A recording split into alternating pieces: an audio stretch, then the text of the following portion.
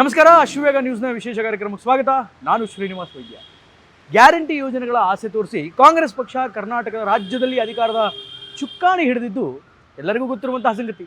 ಹೆಣ್ಮಕ್ಳಿಗೆ free bus ಕೊಡ್ತೀವಿ, ಗೃಹಲಕ್ಷ್ಮಿ ಯೋಜನೆ ಅಡಿಯಲ್ಲಿ 2,000 ಕೊಡ್ತೀವಿ, ಗೃಹಜ್ಯೋತಿ ಅಡಿಯಲ್ಲಿ ಅಷ್ಟು ಕರೆಂಟ್ ಕೊಡ್ತೀವಿ, ಮತ್ತೊಂದು ಮಗದೊಂದು ಅಂತ ಜನರಿಗೆ ಆಸೆ ತೋರಿಸಿ ಅಧಿಕಾರವನ್ನು ಪಡೆದುಕೊಂಡ್ರು. ಆದರೆ ಈಗ ರಾಜ್ಯದಲ್ಲಿ ಏನಾಗ್ತಾ ಇದೆ ಅಂತ ಎಳೆಯಾಗಿ ಸಪ್ರೇಟಾಗಿ ನಾನೇನು ಬಿಚ್ಚಿಟ್ಟು ನಿಮ್ಮ ಮುಂದೆ ಸ್ಪಷ್ಟವಾಗಿ ಹೇಳುವಂಥ ಅವಶ್ಯಕತೆ ಇಲ್ಲ. 2,000 ಆಸೆಗೆ ಜನ ಇವತ್ತು ಕಾದುಕೊಂಡು ಕೂತಿದ್ದಾರೆ.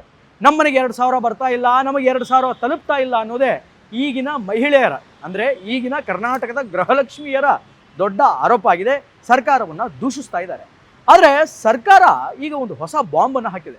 ಏನು ಅಂತಂದರೆ, ಈ ಗೃಹಜ್ಯೋತಿ, ಗೃಹಲಕ್ಷ್ಮಿ ಯೋಜನೆಗಳ ಮರುಪರಿಶೀಲನೆಯನ್ನು ಮತ್ತೆ ಮಾಡೋದಕ್ಕೆ ಸರ್ಕಾರ ಮುಂದಾಗಿದೆ. ಅಂದರೆ ಇಷ್ಟು ದಿನ ಏನು 2,000 ರೂಪಾಯಿಯನ್ನು ಪಡೆದುಕೊಳ್ತಾ ಇದ್ರು, ಗೃಹಜ್ಯೋತಿ ಅಡಿಯಲ್ಲಿ ಒಂದಿಷ್ಟು ವ್ಯಾಟ್ಗಳ ಕರೆಂಟನ್ನು ಉಚಿತವಾಗಿ ಪಡೆದುಕೊಳ್ತಾ ಇದ್ರು, ಅದಕ್ಕೆ ಈಗ ಮತ್ತೆ ಮರುಪರಿಷ್ಕರಣೆ ಅನ್ನುವಂತಹದ್ದು ಆಗುತ್ತೆ ಸರ್ಕಾರದ ವತಿಯಿಂದ ಅನ್ನುವಂತಹ ವಿಚಾರ ರಾಜ್ಯದ ಜನರಿಗೆ ತಲುಪಿದೆ. ಅದು ಎಲ್ಲೋ ಒಂದು ಕಡೆ ನಿರಾಸೆ ಉಂಟಾಗಿದೆ. ಇದ್ರ ಜೊತೆಗೆ ಮತ್ತೊಂದು ದೊಡ್ಡ ನಿರಾಸೆ ಏನು ಅಂತಂದರೆ, 60 ವರ್ಷ ರೀ ಒಬ್ಬ ವ್ಯಕ್ತಿ ಕಷ್ಟಪಟ್ಟು ಹಗಲು ರಾತ್ರಿ ತನ್ನ ಹೆಂಡತಿ ಮಕ್ಕಳನ್ನು ಚೆನ್ನಾಗಿ ನೋಡ್ಕೊಳ್ಬೇಕು ಅಂತ ಹೇಳಿ ದುಡ್ದವನಿಗೆ 60 ವರ್ಷ ಆದಮೇಲೆ ತಾನು ಸೇವೆ ಸಲ್ಲಿಸಿದ ಮೇಲೆ ಪಿಂಚಣಿ ಅಂತ ಒಂದು ಬರುತ್ತಲ್ಲ, ಪೆನ್ಷನ್ ಅಂತ ಒಂದು ಬರುತ್ತಲ್ಲ, ಅದಕ್ಕೂ ನಮ್ಮ ರಾಜ್ಯ ಸರ್ಕಾರ ಕತ್ರಿ ಹಾಕ್ತಾ ಇದೆಯಲ್ಲ. ಏನು ಹೇಳೋಣ ನಮ್ಮ ರಾಜ್ಯ ಸರ್ಕಾರಕ್ಕೆ?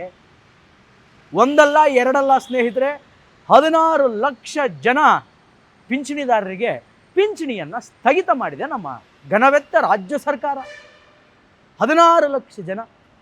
ಒಟ್ಟು ನಮ್ಮ ರಾಜ್ಯದಲ್ಲಿ ಹತ್ರ 82,71,000 ಜನ ಪಿಂಚಣಿಯನ್ನು ಪಡೆದುಕೊಳ್ತಾರೆ. ಅವರ ಪಿಂಚಣಿಯ ಮೊತ್ತ ಹತ್ರ 400 ಕೋಟಿ ರೂಪಾಯಿಗಳು.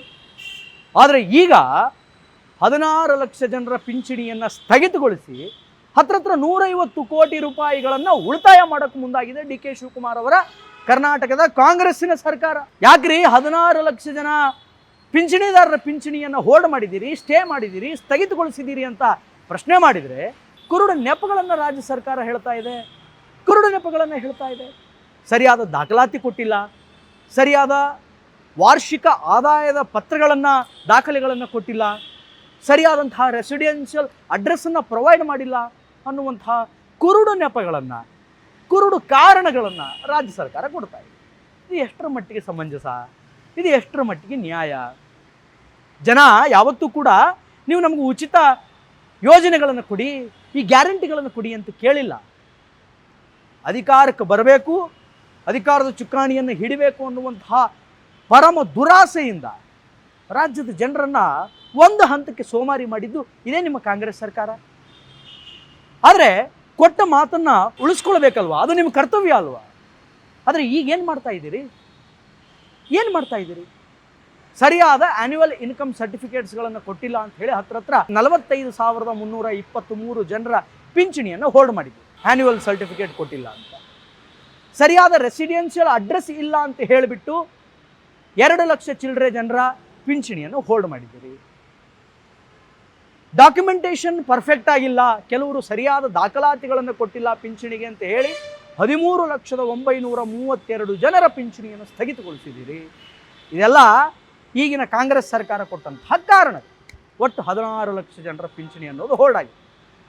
ಅಲ್ಲ, ಒಂದು ಪ್ರಶ್ನೆ ಉದ್ಭವ ಆಗುತ್ತೆ. 3 ತಿಂಗಳಿಂದ ಪಿಂಚಣಿ ಬರ್ತಾ ಇಲ್ಲ. 16 ಲಕ್ಷ ಜನರಿಗೆ 3 ತಿಂಗಳಿಂದ ಪಿಂಚಣಿ ಅಂತಕ್ಕಂಥದ್ದು ಬರ್ತಾ ಇಲ್ಲ. ಅಂದರೆ 3 ತಿಂಗಳಿಂದ ಕಾಂಗ್ರೆಸ್ ಸರ್ಕಾರ ಉಳಿತಾಯ ಮಾಡಿದ್ದು ಹತ್ರ 450 ಕೋಟಿ ರೂಪಾಯಿಗಳು. ಅಂದರೆ 16 ಲಕ್ಷ ಜನರ ಪಿಂಚಣಿಯ ಮೊತ್ತ 150 ಕೋಟಿ ಆಗುತ್ತೆ ಹತ್ರ.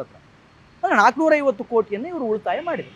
ಉಳಿತಾಯ ಮಾಡಿ ಏನು ಮಾಡ್ತಾರೆ? ಮತ್ತದೇ ಗ್ಯಾರಂಟಿ ಯೋಜನೆಗಳನ್ನು ಕೊಡ್ತಾರೆ. ಕೆರೆಯ ನೀರನ್ನು ಕೆರೆಗೆ ಚೆಲ್ಲಿ, ಈ ಕಡೆಯಿಂದ ತಗೊಳ್ಳೋದು, ಆ ಕಡೆಯಿಂದ ಕೊಡೋದು.